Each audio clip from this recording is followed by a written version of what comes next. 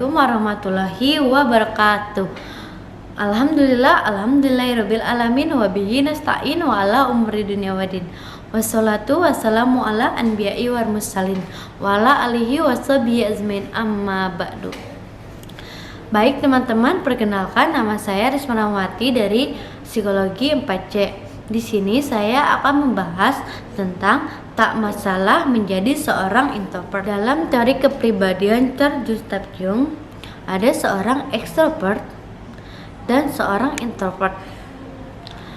Carl Gustav Jung menyatakan bahwa kepribadian ekstrovert adalah kepribadian yang terbuka, terdapat pada orang-orang yang lebih berorientasi keluar, ke lingkungan, dan kepada orang-orang lain. Orang seperti ini terkenal ramah, senang bergaul, dan mudah mengerti perasaan orang lain. Nah, yang saya bahas ini yaitu seorang introvert. Carl Gustav Jung menyatakan bahwa kepribadian introvert adalah kepribadian yang penutup diri, cenderung memiliki kesulitan dalam berkomunikasi, dan sulit bergaul. Ini ada penyebabnya seseorang menjadi introvert. Namun, sebagian besar menjadi salah satu penyebab seseorang tumbuh memiliki kepribadian introvert karena faktor keturunan. Hal itu dihasilkan dari sifat gen dari orang tuanya. Bisa jadi kepribadian introvert dihasilkan dari didikan orang tua ataupun lingkungannya. Nah, di sini ada dampaknya. Yang pertama yaitu trauma bullying di masa kecil.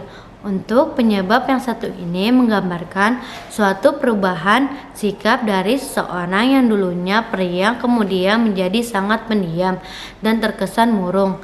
Jangan anggap enteng perubahan sikap tersebut. Bisa jadi seseorang tersebut sedang mengalami tekanan yang luar biasa di lingkungannya yang terdampak pada mentalnya. Trauma bullying yang dialami seseorang akan terbawa sampai mereka dewasa. Yang kedua ini yaitu kehilangan orang yang dicintai. Setiap orang, baik itu ekstrovert maupun introvert, tentu mempunyai dasar motivasi terhadap orang yang dicintainya. Dan inilah juga yang kemudian menjadi bumerang untuk seseorang. Di saat orang yang membuat semangat itu pergi, baik untuk kepergian yang jauh ataupun kepergian alami yakni kematian, akan menimbulkan tekanan yang ketiga ini yaitu terlalu banyak kegagalan yang dialaminya. Seseorang yang memiliki tingkat kepercayaan diri, tapi ketika kegagalan yang terus-menerus berulang dihadapinya, mengikis rasa percaya diri itu sehingga menimbulkan trauma baru yang malah membuatnya menjadi penutup diri dari lingkungannya dan meratapi kegagalan tersebut.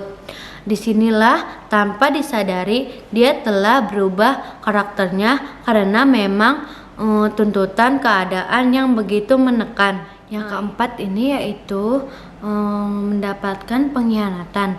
Ketika mendapatkan pengkhianatan yang berujung kecewa yang berkelanjutan, ini juga menjadi trauma berikutnya yang bisa membuat seseorang secara tiba-tiba akan berubah menjadi introvert. Sebagai contohnya, ketika seseorang menaruh kepercayaan atas rahasia pribadi, lantas orang yang dipercayai itu tidak memegang teguh kerahasiaan. Yang kelima yaitu lingkungannya yang tidak mensupport. Faktor ini masih berhubungan dengan faktor pertama, di mana perubahan mengenai bullying.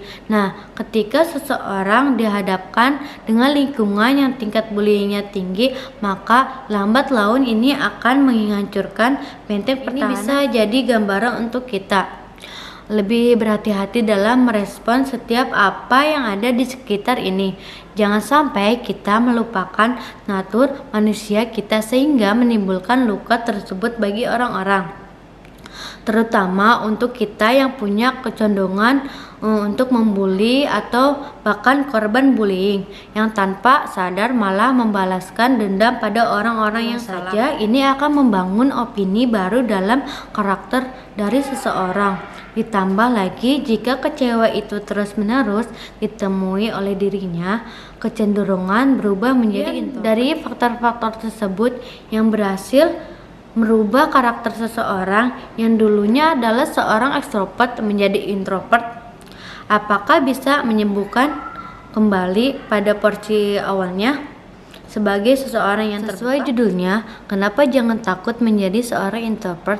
Karena seorang introvert memiliki kepribadian yang ahli dalam menyelesaikan masalah atau pemberi solusi yang baik. Hal itu dikarenakan ia merupakan tipe pemikiran dan suka menganalisis. Sebuah data ditemukan oleh Lurie Helgo bahwa otak sang introvert bekerja secara cepat dan baik mengambil data, menemukan analisis. Maka dari itu tak diragukan bahwa introvert ahli dalam menyelesaikan masalah. Yang pertama adalah perencanaan yang baik.